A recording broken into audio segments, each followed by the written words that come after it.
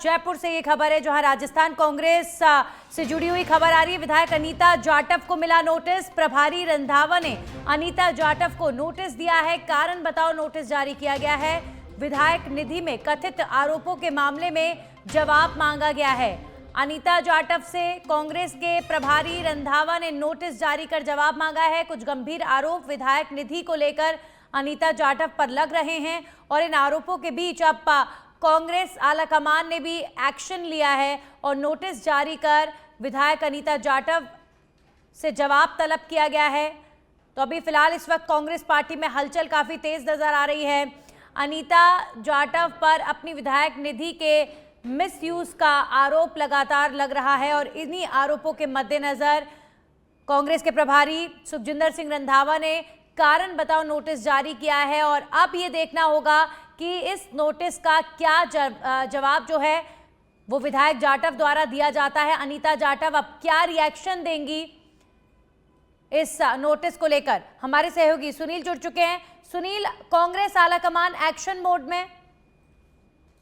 बिल्कुल नंदनी, देखिए ये एक बड़ा गंभीर मसला है वो सामने आया है। एक स्टिंग ऑपरेशन में ये खुलासा हुआ है कि जो विधायक हैं वो किस कदर अपनी जो विधायक कोष की राशि है उसको जो काम में जो जनता की सेवा में लगाने का वो पैसा होता है उसमें किस तरह से जो मुनाफाखोरी, किस तरह से कमीशन खोरी का वो खेल खेल रहे हैं। इसका एक जो उजागर हुआ ये पूरा जो गड़बड़ झाला। तो उसके बाद में इसमें एक जो विधायक है वो कांग्रेस की अनीता जाटव है, हिंडौन से विधायक है, उनका नाम भी इसमें सामने आया है और उस विधायक ने तो बाकायदा 50,000 रुपए भी लिए, ऐसा उसमें दावा किया जाता है।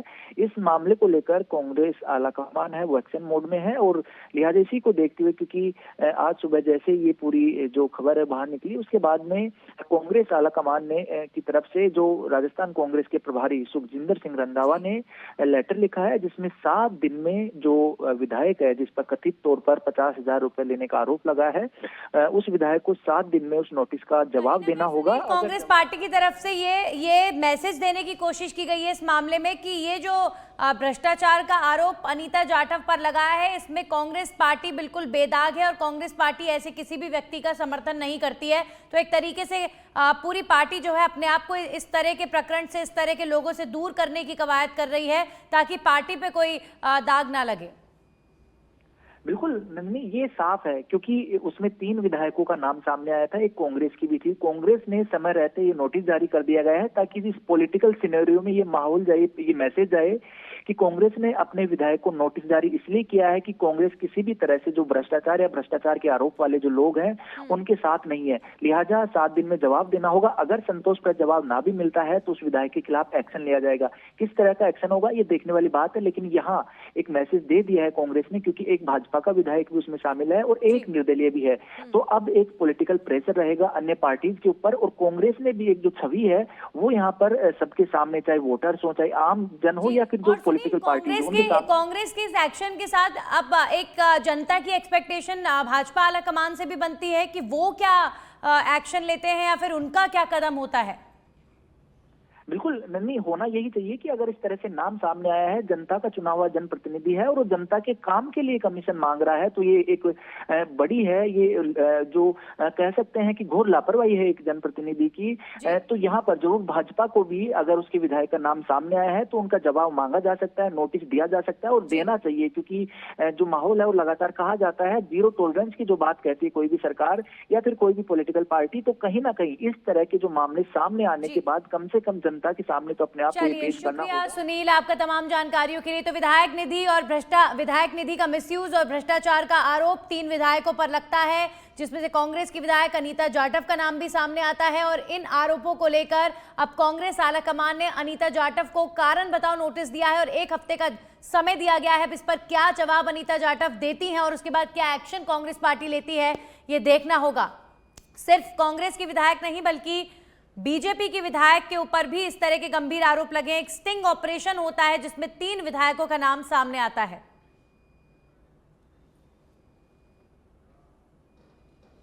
और अब खबरों में आगे बढ़ेंगे और बात करेंगे बीकानेर दौरे पर केंद्रीय कानून मंत्री अर्जुन राम मेघवाल ने डॉक्टर करणी सिंह स्टेडियम से वॉर मेमोरियल तक भूतपूर्व सैनिकों के साथ साइकिल चलाई।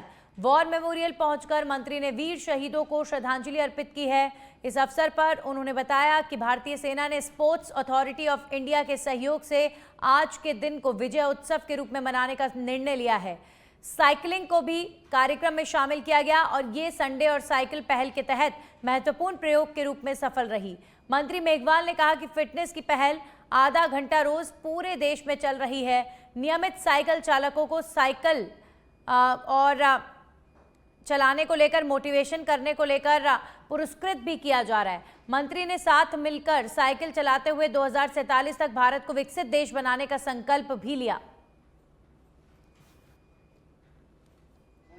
आर्मी ने हमारे जो स्पोर्ट अथॉरिटी ऑफ इंडिया है उसके साथ मिलकर के आज के दिन को विजय उत्सव के रूप में मनाने का निर्णय किया। उसके साथ साइकिलिंग भी एक पार्ट जुड़ा। संडे ऑन साइकिल एक महत्वपूर्ण प्रयोग सफल हुआ है। फिटनेस की डोज आधा घंटा रोज, ये जो टैगलाइन है ये पूरे देश में चली गई और हमारे खेल और युवा मामला के जो मंत्री हैं मनसुख भाई मांडविया जी ने भी इस पहल का स्वागत किया है। अब जो साइकिल चलाते हैं बीकानेर में उनको साई जो है स्पोर्ट अथॉरिटी ऑफ इंडिया इनाम भी देती है। आप देखेंगे 5,000 का इनाम है, 3,000 का इनाम है, 2,000 का इनाम है, 1,000 का इनाम है, ऐसे इनाम भी उनको मिलने शुरू हो गए हैं। तो हमारे बीकानेर में संडे ऑन साइकिल एक प्रोग्राम तेजी से आगे बढ़ा है, लोकप्रिय भी हुआ है। आज आपने देखा कि महाराजा करणी सिंह स्टेडियम से यहाँ वार मेमोरियल तक हम आए। हमारे जिला सैनिक कल्याण अधिकारी भी साथ में और हमारे जो भूतपूर्व सैनिक वो भी साथ में, युवा भी साथ में, सबने मिलकर के साइकिल चलाई और संदेश दिया है कि हम 2047 तक भारत को विकसित भारत बना करके ही। वहीं चित्तौड़गढ़ के निम्बा हेड़ा से खबर है, जहां पर जोधपुर से हैदराबाद जा रही भेड़ बकरियों से भरी भरा ट्रक जो है वो सड़क पर खड़े ट्रेलर से टकरा गया। हादसे में 48 भेड़ बकरियों की मौके पर ही मौत हो गई है। ट्रक में कुल लगभग 200 भेड़ बकरे थे। ट्रेलर चालक मौके से फरार बताया जा रहा है। अंधेरा और कोहरे के बीच ट्रक का ट्रेलर से टकराने की वजह से यह हादसा हुआ है। सूचना मिलने पर मौके पर पहुंची है पुलिस और बचे हुए भेड़ बकरियों को अन्य वाहन में भरकर हैदराबाद भेजे गए हैं। ट्रेलर चालक की तलाश जारी है। तो भीषण हादसा जिसमें बेजुबान जानवरों को इसकी कीमत चुकानी पड़ी है। जोधपुर से हैदराबाद ये ट्रक जा रहा था जिसमें भेड़ बकरियों को भरकर ले जाया जा रहा था और 48 भेड़ बकरियों की इस हादसे में मौत हो गई है। 200 की तादाद में इन पशुओं को हैदराबाद की तरफ ले जाया जा रहा था, जिसमें से 48 की मौत हो गई और बाकी जो बचे हुए हैं उन्हें हैदराबाद भेज दिया गया है दूसरे वाहन से। लेकिन कितना भीषण ये सड़क हादसा हुआ है आप देखिए। ट्रक पूरी तरीके से क्षतिग्रस्त हो गया। ट्रक और ट्रेलर की भीषण टक्कर निम्बाहेड़ा चित्तौड़गढ़ में हुई है।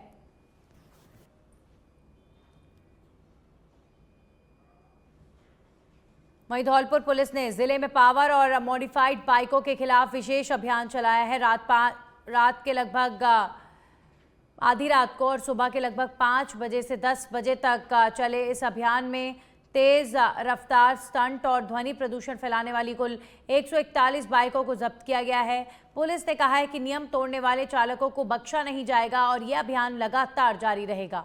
एसपी विकास सांगवान ने लोगों से अपील की है कि सड़क सुरक्षा के लिए यातायात नियमों का पालन किया जाए। उन्होंने ये भी कहा कि ऐसे अभियान क्षेत्र में अनुशासन बनाए रखने और सुरक्षित वातावरण सुनिश्चित करने के लिए समय समय पर चलाए जाएंगे। इस कार्रवाई के दौरान सभी थानों की पुलिस सक्रिय रूप से लगी रही और जिले में सड़क सुरक्षा को प्राथमिकता दी गई।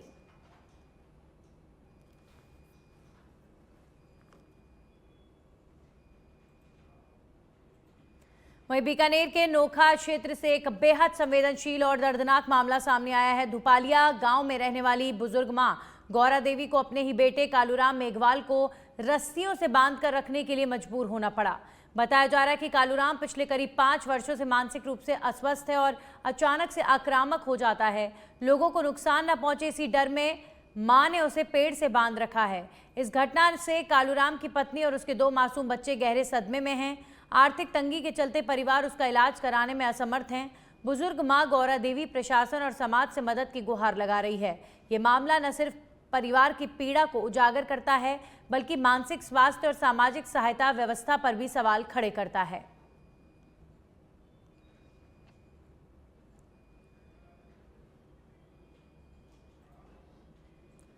वहीं बांसवाड़ा में कई सालों से स्कूल और छात्रावास में भोजन बनाने वाले कुक हेल्पर एक बार फिर आंदोलन के रास्ते पर हैं। कम मानदेय के बावजूद काम करने वाले हेल्पर नारेबाजी करते हुए जिला कलेक्ट्रेट पहुंचे और मुख्यमंत्री के नाम ज्ञापन सौंपा। कुक हेल्परों ने बताया कि लंबे समय से सरकार से मांग कर रहे हैं लेकिन कोई सुनवाई नहीं हो रही है।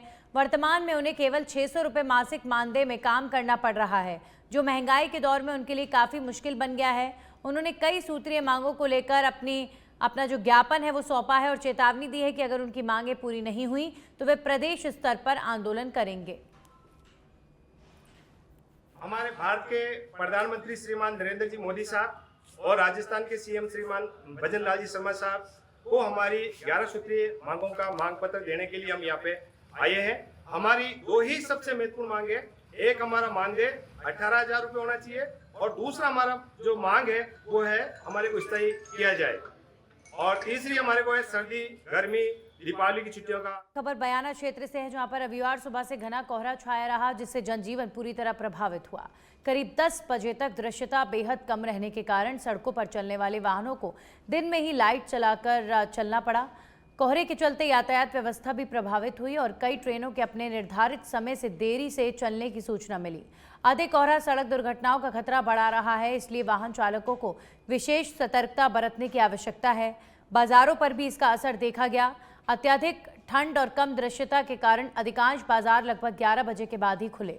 मौसम विभाग के अनुसार कोहरे की स्थिति आगामी समय में भी बनी रह सकती है। प्रशासन ने लोगों से सावधानी बरतने और अनावश्यक यात्रा से बचने की अपील की है।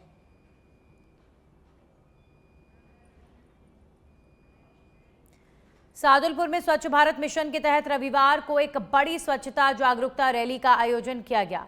रैली का उद्घाटन नगर पालिका के अधिशासी अधिकारी सीताराम मीणा ने हरी झंडी दिखाकर किया। रैली नगर पालिका परिसर से निकलकर शहर के प्रमुख मार्गों से होते हुए रेलवे स्टेशन और गांधी पार्क में समाप्त हुई। प्रतिभागियों ने हाथों में संदेश लिखी तख्तियां लेकर स्वच्छ हो शहर हमारा, गंदगी छोड़ो, स्वच्छता अपनाओ जैसे नारों के माध्यम से जनता को जागरूक किया। गांधी पार्क पहुंचकर महात्मा गांधी की प्रतिमा पर माल्यार्पण किया गया और नगर पालिका परिसर में रंगोली बनाकर स्वच्छता और पर्यावरण संरक्षण का संदेश दिया गया। अधिशासी अधिकारी ने आमजन से कचरा निर्धारित स्थान पर डालने और प्लास्टिक कम इस्तेमाल करने की अपील की। नगर पालिका अधिकारी, कर्मचारी, सफाई कर्मी और शहरवासी सभी ने स्वच्छ और सुंदर सादुलपुर बनाने का संकल्प लिया है। सरकार का जो ये मंशा है कि अपने गांव को, घर को, ऑफिस को, मंदिर को, अपनी रोडें, पार्क, मंदिर सब जगह अच्छी तरह स्वच्छता, साफ सफाई ये बहुत बढ़िया होनी चाहिए और सबको ये संदेश भी देना चाहिए अपने कर्मचारी हो, घर में हो, भाई हो, बहन हो, परिवार हो, सबको कि मतलब साफ सफाई में अच्छा योगदान देवे। और मैं तो यही चाहता हूँ कि मेरी जो भी सफाई कर्मचारी है, मेरे सारा स्टाफ है, सबको लेकर के आज जगह जगह जो सरकार का बताया है मंदिर है, जैसे हमने 3 वहीं टॉक के उनियारा से खबर है जहां पर उनियारा थानाधिकारी कप्तान सिंह में टीम ने शातिर एक साइबर ठग को गिरफ्तार किया है। साइबर ठग सोशल मीडिया पर भारतीय नकली मुद्रा बेचने का प्रलोभन देकर करता था साइबर ठगी। शातिर साइबर ठगी करने वाला आरोपी चढ़ा पुलिस के हत्थे। थानाधिकारी कप्तान सिंह एएसआई रतन लाल मीणा अपनी टीम के साथ वहां पर पहुंचे और दिनेश कुमार मीणा निवासी गांगली थाना उनियारा को गिरफ्तार किया। शातिर ठग ने लगभग 8 से 10 लाख रुपए की ठगी को अंजाम दिया। वहीं बाकी के आरोपी की पुलिस तलाशी में जुटी हुई है। पुलिस कार्रवाई से साइबर ठगों में अब खलबली मचती हुई नजर आ रही है।